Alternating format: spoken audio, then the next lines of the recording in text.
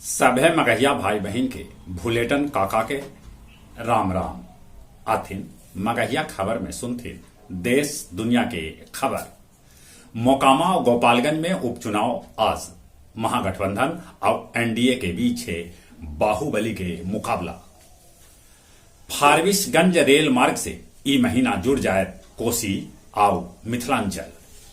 नवादा के NH 70 पर स्थित जमुनाय नदी किनारे खेसारी लाल के कार्यक्रम में भीड़ होल बेकाबू, मंच टूटल और ढेर मानी कुर्सी भी लोग कर दिलन तोड़फोड़। झारखंड के मुख्यमंत्री हेमंत सोरेन आज ईडी के सामने पेश होतन।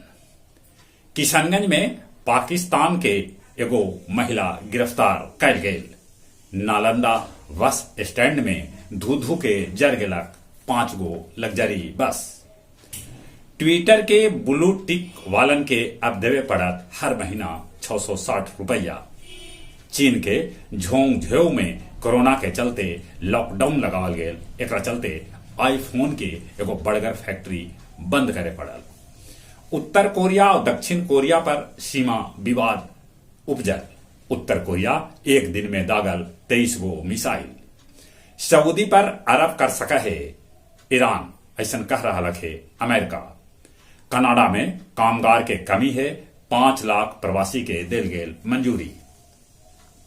धर्मगुरु दलाई लामा दिसंबर में ऐतन बोध गया।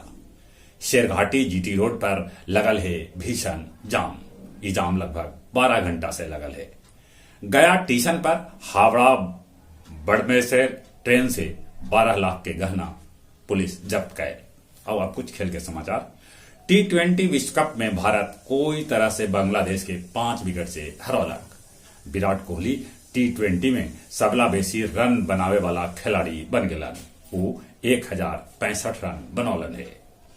नीदरलैंड विश्व कप में जिम्बाब्वे के 5 विकेट से हरौलक। ICC रैंकिंग में भारत के सूरज कुमार यादव नंबर 1।